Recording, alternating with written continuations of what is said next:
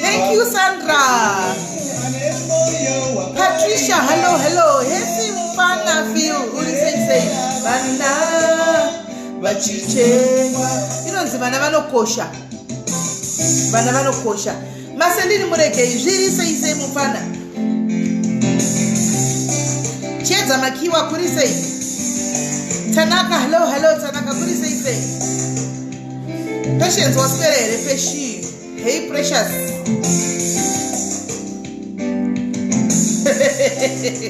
Shalin, kwana iwe.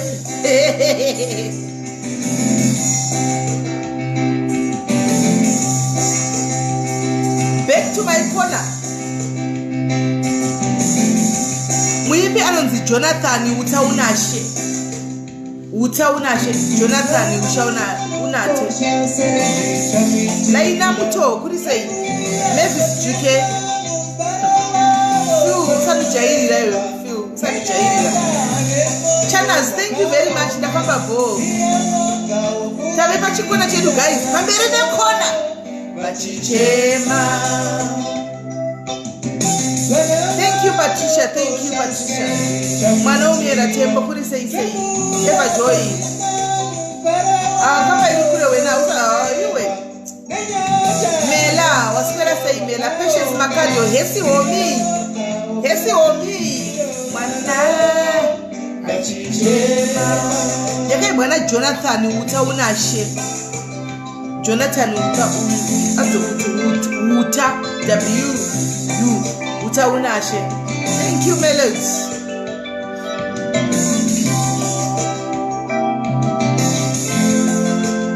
Kuna chano kumutopisa. Hakuna chano kuno. Chera tish ni say. Yes Sarah guys, maskora say pachipamwe mamuka say maneru kumatima nenyika sanibona nini njani dumela matera na budhi muri say guys muri say oh sora ako PS hunt sora ako yesi talent particularly say song guys anyway but zviwanikwa hanza muna kuzoyona Melody nosanda kachika ku disappointer ndakavhunduka ku disappointer because ndichangobva kumaisiwa ndakamaiswa last week. Saka ndiregererewo munin'ina wangu ndaida kutouya sindakachika ku disappoint saka ndakati ndichiriga kuita anditoona because ndakamaisiwa chiri fresh saka norwadza kubvisaka ndosaka ndakamira but I promise you next time ndouya unondiisa next time unondiisa right guys tadzoka we are back to our original corner anditika masters izve aiwa isatidi masters pano isatina zvemaster pano hatina master. Sorry guys vari kuti chinhu chakuona molweni toonana next time. Aiwa masters hatina masters pano guys, we don't do masters pano. tokuita zviripo isu because hatigoni kuita masters because we share a lot of other people's things. Saka zuka kana uchitedza zvekushare uchididizvo akupii masters. Anomaona. Saka remember tina namaibhanda vane mapages avo ekuti sometimes vanoshare zvinhu zvavanenge vaita kupage kwavo. Vana Apostle IK vane mapage avo vanoshare, tinoshare pano. Anomaona. Tina nadoctor vaya vanoshare pano. Vana mama Evangelist Deborah vakaita zvinhu page kwavo vanoshare pano. Saka mashares esewayo ati aupuwe masters nazuka. Saka isusu takatongotaura kuti iribo yakadaro because hatina basa nemasters ake. Chatiri kuda isusu to support one another nekusimudzirana. Ndosaka tisina kumboita shungu nezvemasters izvi. Anomaona because pane vanhu vakasipana paplatform handi ndeye vanhu vese vanhu vakasiyana. Saka mumwe anogona tapeti kwake oshare pano oita uko oshare pano. Saka masters zuka hakupika napakadaro. Ndosaka mchena mapeji 1 ane munhu 1 anorana page anenge achikontrola page yakari 1. Zvino iri harisi page rangu ipage revanhu. Saka rine vanhu vakasiyana siyana. Ndosaka tisina basa nemasters. Andimaona because mutechita kuti nomwe adini awane kuaccommodatika pano. Handitika. So guys, maswera sei ndanichita ndikutomboya pa live because nachida kuti ndigeze nditovatsa andobva kwaita mai vandifonerawo vane vari kuchema nenyaya yavo vari kuda rubatsiro. Handitika. Ndikavati kuti adi tigozozviteka nemusi Friday ndikanzi aiwa ndoda kuti nyaya iri kundirwadza itaurwe nhasi. Anomaona ndobva ndangoti alright let me spare you 45 minutes or so then nyaya chengodi ingotaurwa mwane kubatsirika. Handitika. A big shout out to all the ladies here been nhasi phone yangu was so busy. What's up my way kani my way ndinokutendai guys. Thank you for your concern, thank you for your love guys. As you can see ini ndonetsa kudonedza guys. Ini ndonetsa kudonedza ndonetsa kudestroya zvimwe zvekungodaro izvi zvonetsa ndito handizivi. I believe kuti ndogona kudestroyiwa naMwari chete. Munhu aiwa handingobvumi zvokudestroya kudaro. So guys, I'm okay as you can see. Thank you vese vachifona vachisaba message echechi masongs vachidi. Thank you very much guys. I'm very much okay. Ndakatomira panzvimbo ende nditori soja riri kuenda kure handisi kudzosera nzvimbo ndochitoseka bhubhu ngatichiwa bhubhu ndoita the last man standing iwotiza kunotizei uya uzvimiririre ndikati umirire nyaya dzako unodeactivate account unotanga kutiza unotiza achiyozoti uya dzoka unotizei chaunodhisira account. Anyway ndazofara ndamuona adi adzoka. Handitika. So guys regaitisa tamse nguva tifonere muridzi wenyaya auye pano. Handitika. Oh, thank you, Sonia. I see your message. Thank you, Sisi Sonia, ku WhatsApp. Thank you very much. You are such a blessing to my life. Thank you very much. Thank you, my sister. Karameva, let's open the community kuvawana. Because my message, arikwaza mama sanda tovura. Mama sanda tovura. Mama profile picture. Not just profile picture. All right. Right. Here she goes. Thank you, Peshi. Amen, Bridget. Thank you. Masquera say. Ndasikona tofarira kuti mama kadi mama kamirira call yenyu zvandandati na8. Ndakaimirira sure. Right mama tave pachirongwa manje. Toda kuti munyatsotsanangurira zvenyu kubva pakutanga nyaya yamafambira pano zvamati ndoda kuenda kumadiaries. Ndoda kutaurawo nyaya yangu samai vechikuru. Ndandokudza kuti diary is such a blessing guys. Mama vatinawo pana pasi mwana mudiki. Ndimai vechikuru. Handitika because nyaya iyi itotika ivo ndo vari kutaura nyaya yakati iri kuitika muzukuru wavo ndiye akatobiwa. Handiti mashona. Saka regai vataure nyaya yavo vega. That is what is most unique in a diary. Ine vanhu vakuru vari mature kuti sometimes you don't even see them all over.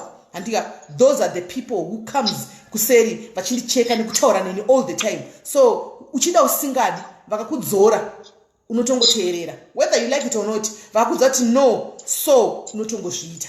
Handitika. So mama tave pano mungachitanga intaura nyaya yenyu. Ndinotenda chose. Yangu yakamira yakadai. Mwana akanga achigara achidzidza ari kumusha achichengetwa nagogo wake. Saka vakazouya kuHarare. Saka ndini ndakavati chiuya mumbogara kuHarare vanzwa ndikugara kumusha. Mwana wenyu? Mutsvagawo zvekungoti mwana namai vake novamunin'ina wangu. So vandavati chimboyai mugare muHarare ndopandakatanga kutumira mari yerent. Vachingotengesa vachingohodha vachitengesa zvinhu. Saka umwana wangu ndopaaka akazovhevwawo nemurume uyu anova mupurisa pavairoja nemunin'ina wangu mumbari. Saka avhevwa kudaro akazongotizira. Amai vacho vakazongosvika pamba vakaona mwana atizira asisipo aenda. Saka ndobva tangoti regai tingazviita sei, ndobva tangosiyawo zvakadaro. Saka akagara ndofunga gore nehafu asati ane mwana, ndopaakazobata pamuviri. Saka paangasati atizira apa ndakanga ndichimuendesa kuchikoro, kuti rega ndikuitise kosi uite something yekuti ukaita kosi unoendawo kupi kubasa uchizvisenzera. Saka ndakamutsvagira kosi yekubika, hotel and catering.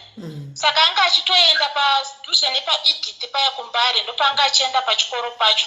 Saka akanga totowadzi kuti aite inonzi attachment, ndopaakabva atiziswa nemurume uyu.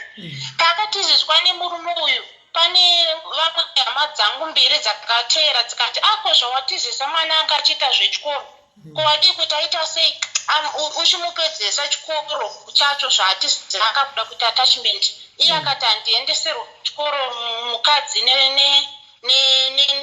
nevabereki vake, handiendeserwe kana ndatora mukadzi. Mukwasha uyu kubva paatora mwana wenyu uyu akambobvisawo here something, akamboroora here?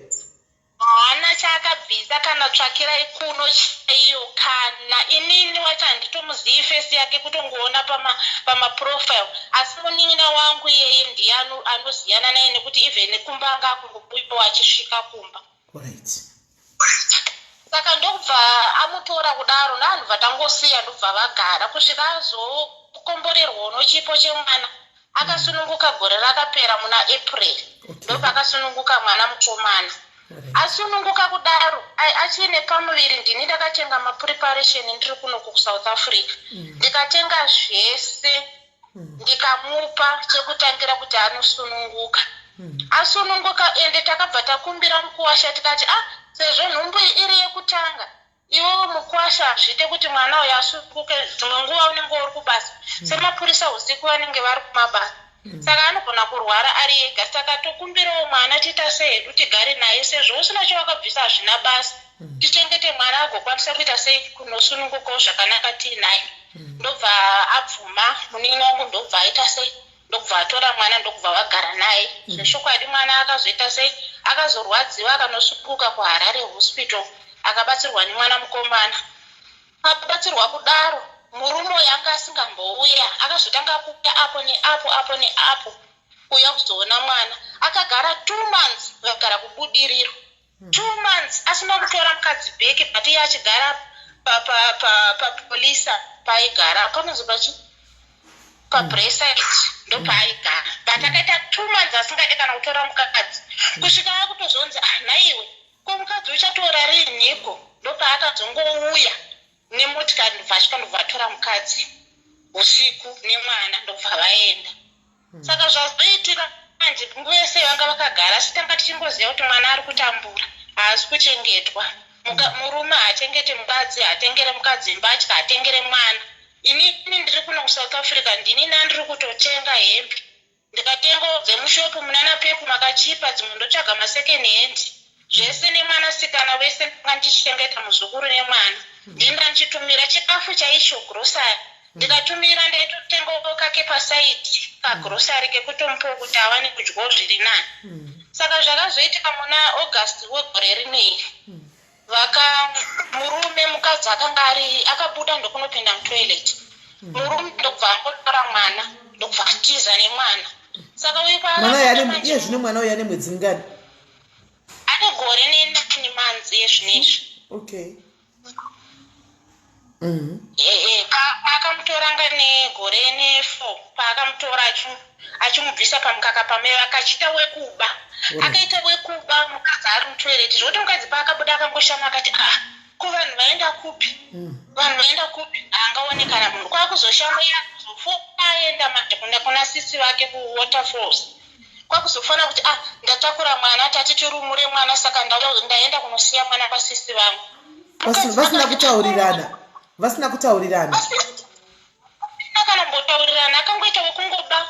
Havana kana vakanga vachitaurirana before vachiti tichazosisa mwana mukaka, but maitiro manje akazoita manje akazoita wokuba haachataura kuti ngatichiende tinosiya mwana kwakuzoita wokukoba kwakuzongotakura mwana kwakuenda mangwana acho azodzoka kwakuti anzi chirongedza hembe uteera unopa sisi vangu hembe dzemwana saka iye ndopa akatorowo hembe ndobva aenda wose munhu mwana wacho akanyarara zvisingaiti haatauri kwakutorowo hembe dzemwana kwakuenda ndobva anosiya ndobva adzoka bva agara zvake saka wakakwana mwedzi ndopandakazoti inini konhai mukuwasha ko zvinoitawo here kuti matorera makaita mwana ekuti makaita wekuba ngake zvinezvi ani mwedzi saka iye akamboenda achiti ndimbonoona mwana ndobva asvika ndobvaona tete vacho vachinzi vaenda kumusha saka mwana wacho watete ava musikana ndiye akafura zvikanzi amai guru vauya panapa kuzoona mwana tete vaye ndobva vati ngaasatore mwana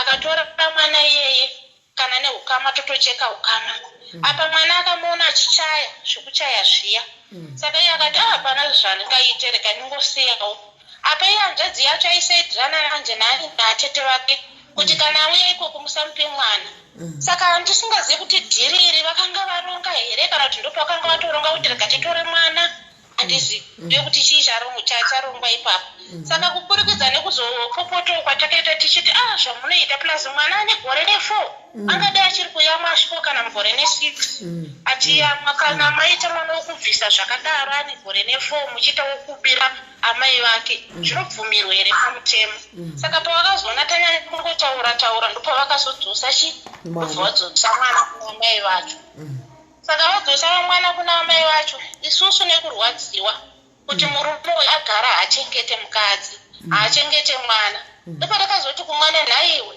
pachaunorambira wakagara ipapo chii tarisawo nenhamo yauri kuona murume uyu hakuchengeti apa anotomutuka kuti hanzi unongoswera wakagara akati kana kuti shuga yapera mubanzi unongoswera wakagara iwe kuita ichi unongoswera wakagara ndopatakati kodai achida kuti uitewo something angadai akakuitisawo kana kosi kana chimwe chinhu kana kungokuhodherawo something uchitengesa zvokuita mwakadzi muharare vanhu vazhinji vari kurarama nekutengesa aingokupawo kana ka50 vhesi kana kamari kashoma shoma chenda unohodha umbotanga kutengesa asaitomutuka kuti unongoswera wakagara saka isusu vabereki manje kunyakubeka nekurwadziwa ndopata kuti zviri nani mwana wangu ita sei ubve zvako umbobva tione kuti anoita sei kuti kukuchengeta hapana zvaari kuita chimbobva iye abva adamboramba womwana achingotsika ndobva taramba takasika tikati chibvapo ona akakusiyisa chikoro ndakanjikutisa kosi kuti uite upenyu zvokuti dai angasina kukuregeresa kuita kosi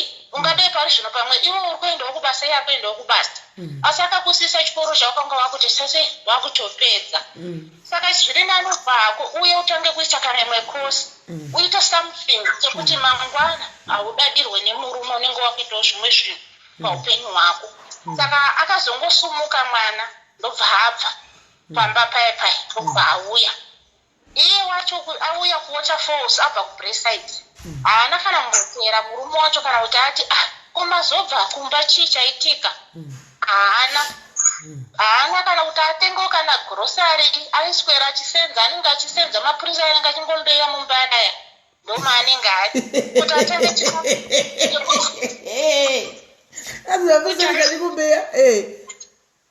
kuti atenge chikafu chekuti oraiti mukadzi zvaakaenda nemwana pawaterfalls padhuze parika nditengowo chikafu ndiita sei kana kuti ndivaseedze kuti uyai mutore chikafu haana akangoti zii saka izvinezvi mwana anga ane 2 months akagara kuwaterfalls ndopatakazoti juu ndikati murume wacho zvaasisateere zvaasingadii apa achitofona achitotaura zvaanoda zvikanzi hamheno zvenyu hati makaenda saka ndobva varamba vakagara ndopandakazoti inini nemunini wangu bva tawirirana ndikati zviri nani mwana uyo aita sei auye kuno iwewe mai iwewe ningirike nemunin'ina umbosara nemwana auye kunoku asenze akwanise kuchengeta mwana nekuti inini zvinhu zvacho zvandiomera ndiri 1 rendi yacho kuwaterfalls koko ndini ndiri kuvabhadharira ndovatengera chikafu amai vari kumusha ndinotumira grosari raamai kumusha ravo kuharare nerend zvokuti inini ndinosara ndisina kana chinhu saka ndipandakazoti mwana wangu chiuya kuno kuita sei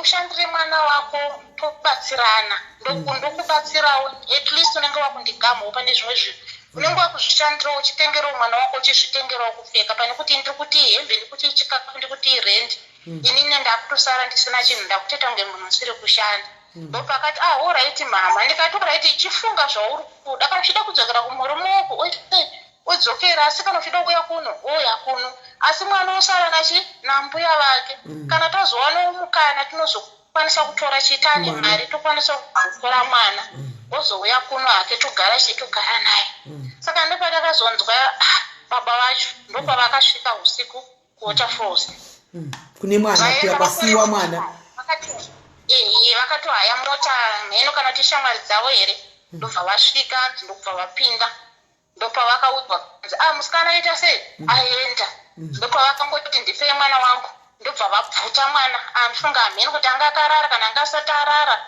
ndobva vabvuta ndokutobuda vachimhanya kunopinda mumotikari ndobva vatomutsa motikari ndobva vatotisa mwana uya ine hembe dzaakangopfeka pamiri chete hembe dzese dzasara apa pauri kuita izvozvo inini ndatumira ndatengera mwana uya futi hembe ndaiziva kuti mwana achasara nambuya vake ndatenga hembe dzekupfeka dzekrisimasi nedzimwe maspeya nemaslipasi nebhutsu mateki ndobva ndatenga chikafu chemwana like manoodles ndakatenga itenga kuma20 packets nemajuice nemaporiji kuti mwana anofanira kuwana chekuita chekudya amai vacho pavari kuya kunoku nekuti mwana achangobvawo futi pamukaka akabviswa pamukaka memhanje anenge achingochema nzara ndatenga chikafu chese ichocho ndavapa ndobva akauya murume ndobva angosvika ndobva abvuta mwana ndobva aenda nemwana saka mwana uyu paakabuda ipapa akati ndiri kuenda naye kunomusiya kuna amai vangu kuchifu saka amai vacho ndozvatakunetsa kuti mai vacho vanochengeta here vakanga vachituka mwana wangu uyu vachiti zvoni ukaswera uchiregeza kushandisa mapirisi efamily planning uchizvara mheno kuti unochengeterwa nanini handiri kugone zvokuswera ndichichengeta vane ndivamwena mwene vachipomudza feya kwete zvemakuhwa kana kuti sei vachitomudza feya saka iye nhasi ndokwatakura mwana akanodhamba mwana ikoko kuchifu kwachona ikoko saka ndopatiri kukumbira rubatsiro kuti toita sei because mwana ane gore ne9 months mwana achiri kuzviitira tsvina mwana achiri kuda kugezeswa mwana anoda kutotariswa zvakasimba saka ava mbuya vanga vatara naye avo vanga vachikwanisa kuti vanyatsomutarisa nekuti munhu achakazvisimbirawo zvake zvino hatichazivi kuti ipapo topaita sei ndopata kukumbirawo rubatsiro kuti titore mwana adzoke bheki tikwanise kuchengeta mwana inini ndandamudza mukwasha ndikati aiwa mwana tinochengeta kana iwo paunenge wangofunga kuda kuya uzobva mwana wako hapana munhu anokurambidza nouyachiona mwana asi manje apa akungoita kunge zvekurwadzisa kuti nekuti mukadzi wangu azoendere kusouth africa saka inini ndega nditore mwana wangu asi mwana wacho waari kuchemera achifarira kudaro haana kana kutsvakirai kuno zvayo yakabvisa kana sendi haana hadzikanwe zvachose okay saka guys nyaya yatinayo panapa ndeyaTongombeya. Tongombeya ndiye wakaba mwana wake mwana asane 1 year 9 months mwana mudiki andimaona saka ndofunga mainzwa nyaya ichinaritswa namama kuti vakanga vaona kuti magariro emwana angasinamira zvakanaka murume aitaura mashoko anodawo vamwene vachikandira nawo mashoko nokukoko handiti maona murume ndokuzvika ndokunobvuta mwana ndokubira munhangane mwana ndokuenda nemwana kupi kukwai kuchifu saka nawo kana achinzi Tongombeya uyu angasagoni kuchengeta mukadzi achitengerwa hembe nechikafu kubva kuno kuSouth Africa SCV kubva kuSouth Africa nambuya vachimutumira saka mwana ane 1 year 9 months Tongombeya anozogona here kuchengeta mwana uyu nokuti kwaunongombeya ari kuHarare uko kukumbare uko ndo basa rake mupurisa unongombeya vai mapurisa anenge achingombeya ari kuHarare hanzi ndo basa rake ranoita handiti saka rubatsiro runoti nokuti ivo vave kuno vari kutsvaga vari nemwana uya musikana vari kutsvagawo kuti pangaitwa sei kuti mwana adzoswe handimaona kuti adzokere kupi kuna kuHarare kune munin'ina wamama kuWaterfalls saka mwana udzoserwa sei nokuti ivo right now vari kuno zvisine musikana uya hapana chaanokwanisa kuita and I think Tongombeya ari kuitawo advantage yekuti mupurisa ava vanongombeya kumbara ndofunga ndo advantage yaari kuita handimazviona saka achivhundusira ava kuti hapana chero mukadii hamna zvamunondiita asi mutemo maive mwana vari kuSA mutemo unobvuma here kuti mwana ne 1 year 9 months naimi chero vari baba vemwana vanongotora mwana pasina kana hembe dzokuchinja kana chii voenda nemwana kupi kumusha vonosiya vadhamba mwana kumusha. Mai vemwana vari kuSouth Africa vanga vauya kuno kuSouth Africa. Mai vemwana vanga vauya kuno kuSouth Africa. Antimaona vauya kuzotsvagirwa basa nani namai vavo. Saka mwana anga asina mapepa akanga angari mudiki ndobva vasiya kuna vamwe gogo munin'ina wamama kuti vachengete mwana. Tongombeya ndopakwa kuti mukadzi aenda South Africa ndokusvika ndokutora mwana ndokubvuta mwana ndokutiza ndokupinda mota ndokunda nemwana asina kana hembe dzokuchinja kana so far havasi kuziva kuti mwana uyu anogona here, ari kudya here, ari kupfeka here, ari kuchengetwa sei, nokuti tongombeya toavhurusira nenyaya yekuti iye mupurisa anongombeya kumbariro atimazviona. Saka ndo pane nyaya yekuti vazive kuti nderipi legal ground yavangashandisa sezvo vari kuno kuti mwana anotorwa. Saka mava zvandiri kuita handina foni yechi3 zvandakuita regai ndikudropei motevera live muri mucomment section timbofonera mumwe munhu wemutemu handitika timbonzwa kuti iye anoti kudii nenyaya iyi kuti zvino pane zvinogona kuitwa here imi muri kuno kuSouth Africa namai vemwana iko kuZimbabwe uku vanogona here kubatsira dei vakazobva kutiitirawo trike kuti nokuti mumwe wavo antimaona. Saka regai tikudropei titangire papo. Okay, all right. Please call. All right. Regai pana doctor vari kufona panapa ndeve mutemo zvakare hanzi tifone regai kwai ndivafonere. Saka modona tinzwe motevera mucomment section muchiteerera advice yacho tonzwa kuti zviri kunzi kudii mungaita sei kuti mupuwe mwana because mwana mudiki. Ndinotenda. All right. Regai ndikudonedzei. Right. Saka regai titange mukuita mpachika mukunzwa kuno. I'm waiting for 1 hour. Don't do that. Right, regai ndifonere Dr. Mutisi vari kuti tivafonere tinzwe kuti vangatipa advice yekuti chii.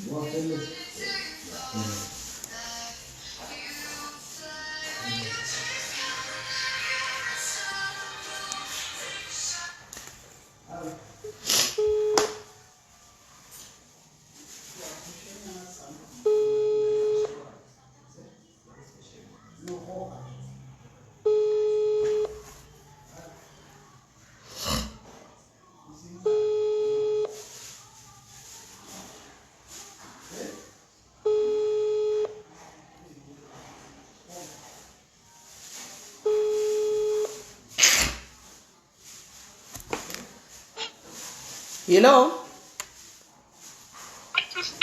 Maswera sei doctor? Taswera nyaya mainzwa iyo. Batsiraiwo sisi venya voita sei vozvi vanogona kuita sei apa? Okay, ndainzwa but ndada kutoworried because ndinobuda but ndingoti gaga ndivape zvandosivawo then vamwe vanozocontributa. So legally vana kana vari below 18 it's automatic custody kuti ndeye amai vemwana whether mune muchato whether hamuna muchato the automatic custody inopuwa amai vemwana handiti. Saka vakazoenda kukoti vanotarisa macircumstances kuti mwana azotorwa nababa chii chakaitika handitika. Saka kana vatarisa maconditions ekuti chii chakaita kuti mwana azotorwa because under normal circumstances dera remwana uyu mwana achangobva pamukaka mwana ari kuyamwa anenge ana amai automatic. Saka akadetachwa sei from amai vake zvanzi amai vacho vakanga vaenda kuSouth Africa kunotsvaga basa and things like that. Saka automatic if the mother is not there the father has got equal responsibilities yekuchengeta mwana. You find kuti zveunzi hana chakabvisa chi it law falls away because tikungotarisa responsibility necustody yemwana welfare yemwana handiti. So now zvinhu pazvasvika apa what she must do, she cannot do anything vari kuSouth Africa but if the mother of the child comes on the ground obva vatanga kuclaima mwana wavo she has got the right and even though vakasiya mwana vachienda kuSouth Africa vakamusiyira mumwe munhu. Saka vanofanira kuenda kukoti mai vemwana unfortunately vanofanira kutouya in person vobva vatora mwana vafambira mapepa ekuvapuwa custody yemwana. Vapuwa custody yemwana vane pepa remutemo rinoratidza kuti ndovapuwa automatic custody yemwana ivo ndo vanokwanisa kusiyira mwana someone vomupa power of attorney over the child. Saka automatically mama vamwe ava vasara maegogo vachiri vadiki ava hapana munhu anokwanisa kuvatorera mwana because vane mapepa emutemo. So it's unfortunate, even though ari mupurisa hapana zvaanoita nyaya dzecustody yevana hazvinei nekuti mupurisa because zvaakuitwa kukoti hazvisina nemupurisa handiti. Saka iko zvino in the meantime what they can try to do is to try to engage a lawyer anokwanisa kuvakwanisa kuti upe munhu power of attorney, but still zvinotinetse mbichena zvinoda ivo mai vemwana vari on the ground ende nyaya iyoyo haitombonetsa vanotopuwa mwana automatic. Joy, zvino mari yekumaloya iyi hapa ndo panozogona kutinetsei. Saka besides maloya, the other thing chanokwanisa kuita kutoenda kuZimbabwe iyo paground vonoclaima mwana wavo back. Vapiwa mwana back, vopa power of attorney kuna gogo. Mupurisa uyu oudzwa kuti alright. Even akaenda kuZimbabwe hafanira kumirira kuenda kukoti, anotongoenda direct kune mwana nekuti ndivo mai vemwana vondosvika kuti ndauya kuzoona mwana ndauya kuzotora mwana. Amwene havakwanise kustopa mai vemwana kuti musaende nemwana kana kuti chii. Munhu anokwanisa kumira panyaya dzemwana ndibaba ucho, of which I advise kuti mai vemwana ngavangoenda kumusha kune mwana vonotora mwana. Vatora mwana kudhara because vakatanga process yekumboenda kukoti nechi it's long and it's strenuous in terms of money. Saka ngavaende kuri kwachiri kune mwana vongosvika vaita ngevauya kuzoona mwana ubvo vatora mwana wavo. Vatora mwana wavo vasati vadzokera kuSouth Africa vakusiya vagadzira legally so that ambuya vari kusara nemwana nobody takes the child from her. Saka power of attorney vanoita kupi kumapurisa?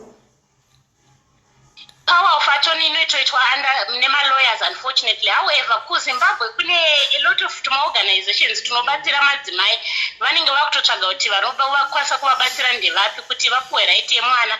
Asi tiri kutaura kuti mukadzi uyu haakwanisa hafanira kumhanya kunoti ndikusiya mwana ndikuenda kuSouth Africa kubasa. Even pamutemo zvese zvokunzi anga asingangeta hana kuroora hana kuchii zvinoita fall away. Tinenge chingotarisa kuti marights emwana ende kuti who has got the legal custody of the child, of which baba ava vanogona semunhu akachingware pamwe kana kuti anogona kuita kachitsotsi semunhu mupurisa vanogona kuprova kukoti kuti mwana wangu anga asingachengetwe zvakanaka kuwaterfalls kwaanga ari, that's why ndakamutora. Saka you also need to make sure kuti matambo idzodzo dzakasununguka dzasungwa so that hapaite maissues ekuti baba vanoti ndakatora mwana wangu nekuti aigara zvakati. Remember kana pasvika panyaya dzakadai vanhu vanenge vakunyeberana, munhu anenge achiretaliate aida kurwadzisa achida kudii. Saka make sure kuti zvese izvozvo zvavharidzirwa because koti ikazongona kuti mbuya vaichengeta mwana anga asingagari zvakanaka kana kuti iye anogona kuunza mawitness kuti mwana anga asingagari zvakanaka saka ndakanotora mwana wangu. You find kuti still vanongonzi ngambogara nemwana, imi mai mazisirei mwana muchienda kuSouth Africa. Koti haizotarisa kuti mama muchida unoshanda, inongotarisa kuti mwana afanira kugara namai vake period. Okay, right. Tatodzidzawo. Thank you very much doctor. Thank you. Chimanyaya kwamuda kuenda. Thank you my sister. Bless you. Okay. Right guys, so I think tatoudzwa panapa. Tatoudzwa zvakati musasa projects I think vavhara. Devanga vasina kuvhara. Tine namba dzavo manoshandira kuma office kokoko vanenge vachiti kwanzi pakanyanya dzevakadzi mutibate tibatsire. Saka asiko zvino time payave manje vanofanira kunge vadi vavhara. So guys, nyaya ndofunga regai tifonere mai vemwana titongovaudza hedu nokuti hapana zvatitogona kutoita apa. Zvotoda mai paground kuti mai vainde kuZimbabwe voita zvatsagwana nadoctor izvi. Hello. Let me finish. I'm finishing. I know you wanted this extension. I'm finishing now. I'm giving it to you.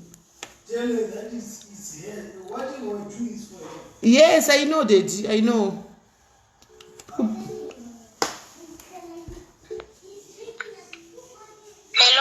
Hello mama. Right. Manzwa here doctor vanga vari panapa twatsaura tukudikira kuti hamuna kunzwa. Handina chandanzwa yange ichinyora kuti can't play it right now. All right.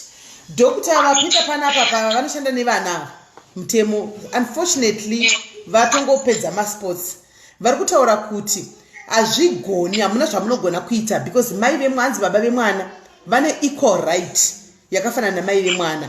Saka the only thing chino nokuti amukwai chino mukaenda kupi chino mukatsvaga ani nokuti mutemo unenge uchiti kana mai vakaenda vakasiyirei mwana anenge achinzi agare namai vake kana ari under 18 handiti imi mukazosiya mwana kuna mbuya saka the only thing yamunokwanisa kuita imimi ndekuti mai mwana vadzoke kuZimbabwe kana vadzoka kuZimbabwe nai mwana handitika voenda kwaite chero vakasvika vari vega vachindaya kuzotora mwana hakuna pakuvabvunza kana kwakweshena mutemo ndozvaunotaura vanongotora mwana wavo voenda nemwana wavo kana vachida kuzosiyira mbuya ava vari Waterfalls hanzi vanosiya vaita inonzi power of attorney kutaridza kuti ndo vavasiyirwa legal whatever izvozvo zvevana izvi ndo vari kuchengeta mwana then hakuna munhu anokwanisa chero angave mupurisa uitongombeya wenyu haazokwanisi kunotora mwana nokuti vanenge paine power of attorney inenge yakapiwa mbuya but kana yakadai situation ende mai vemwana vasikupa ground kudai hanzi there is no way because baba vemwana ukaya hazvina basa kuti hana kubvisa kana sendi kana kuti hana urora kana kuti hana kudii hazvibetseri hazvina basa izva mutemo haukonzidi because anenge akutarisa safety yemwana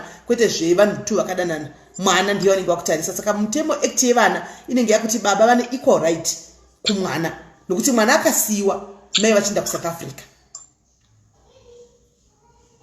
muri kupanzwisisa saka zvatovepo ndezvekudai so mochitsvagira mwana ochitokwira bhasi ochitodzoka kunoko ochitodzokera kuZimbabwe adzokera kuZimbabwe ka onoita izvozvo then ochira akazoti fanira ariko tichibvunza kutozvifambisa sei atichimubatsira chiri kunoko oita izvo otora mwana atora mwana kana chida kusiya mwana still oita power of attorney iyoyo osiya kupi mwana kupi kuna mama zviri pamutemo vanenge vaine mapepa ekuti hakuna munhu akwanisa kuvatorera mwana kana kuti atora mwana odzoka nemwana kuno kuSouth Africa asi zvotoda iye ari paground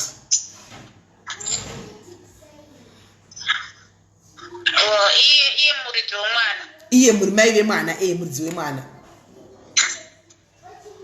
because munhu atotiudza uinji ndo vanoshanda nezvevana ndo vanoita zvevana izvozvo munhu atotitaurira panapa anoita ndo zvaanotoita izvozvo ndo basa rake aiwa ndinotenda saka imimi motitoro zvinoita kuti kana adzokera kuZimbabwe taurai kana zvinoita kuti kana adzokera kuZimbabwe anokwanisa kuenda otora mwana yeye ega pasina kana mupurisa kana chino kuti ndimai vemwana hatombonidi mupurisa kana anything anongosvika kumushoto ndayakuzotora mwana vakamunyima ivo vacho varidzi ndo paanozogona kuenda kumapurisa manje kuti ndini mai vemwana ndakasiya mwana akatogona baba wake ndadzoka ndayakuzotora mwana wangu mwana ne1 months mapurisa ndinotora mwana opa mai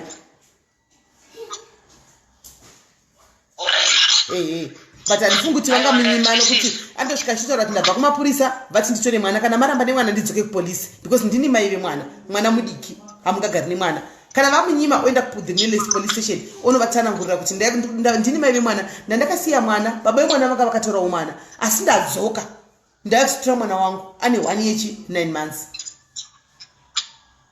ende kana woinda mwana uyu kana mwana wenyu odzokera kuZimbabwe ka ngasaudza tongombeya kuti ndakuya kuZimbabwe ngangoinda chiti asingazivi tongombeya ndianenge ari kuHarare kumbare kwake uko mwana ari kuChivu and ungosvika muHarare oti bhazi rekuChivu ongonosvika otora mwana chete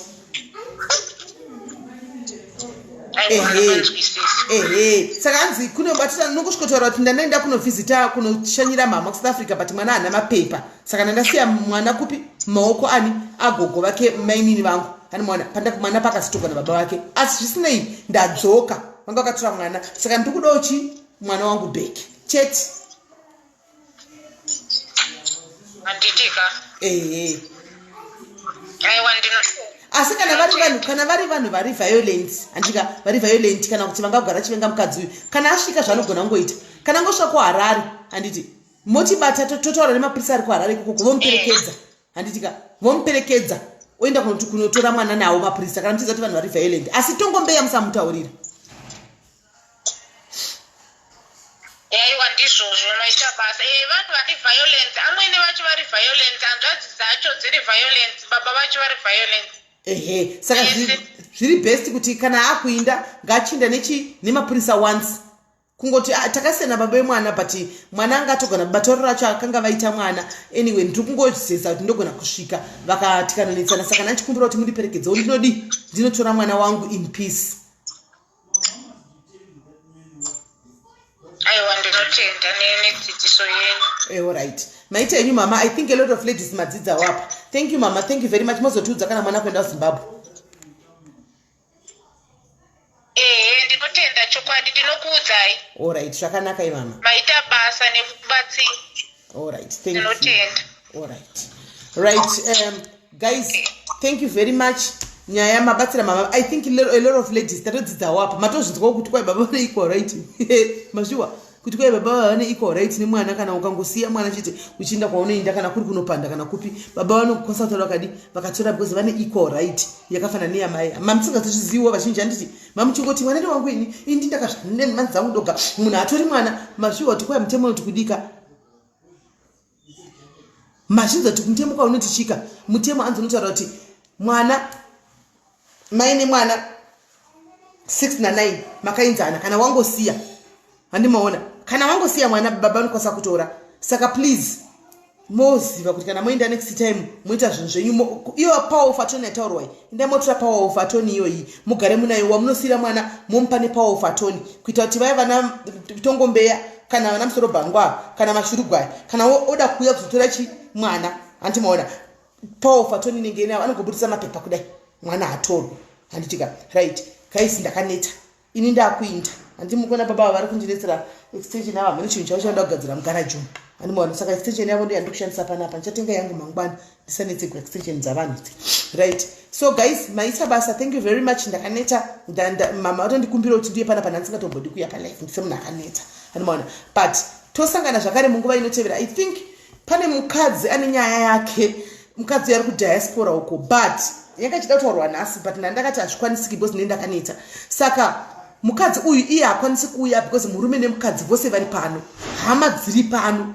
Saka mukadzi uyu zvaaita manje tiri kutsvaga munhu anoudzwa nyaya iyi nemukadzi uyu ouya kuzoinarita pano pongochinjwa here and there zvinhu kuti chi murume asabatanidza kuti nyaya iyi ndiye munhu ari kutaurwa handimaona. Saka guys, if you are there and you can keep your secret, uchibata hana yako zvawaudzwa kuti usheye pano, you do exactly like that. Handika zvichipera munhu yamuzivani isati inandimuziviwo mese unongoita narrator, unongoita iwe ndo unenge anenge ari mu comment section, iwe unenge uchingoita stand in for her because iye hakwanisi voice anokurumidza kubatwa, murume anenge aripo, hama dziripo, unongoya kuseri kuti Sis Melly ndokwanisa kuzviita handitika then ndokuita hookup nemukadzi okurondedzera nyaya yake yose from A to Z wobata handitika. Kana wabata nyaya yachona handitika and then iwe tozoya newe pano, iwe ndiwo unenge uri uchinaritsira vamwe nyaya ichi handitimaona. So it's another way also yandakadodzidzawo kubva kuna mai kuti ndozvakuda kuti zviitwe.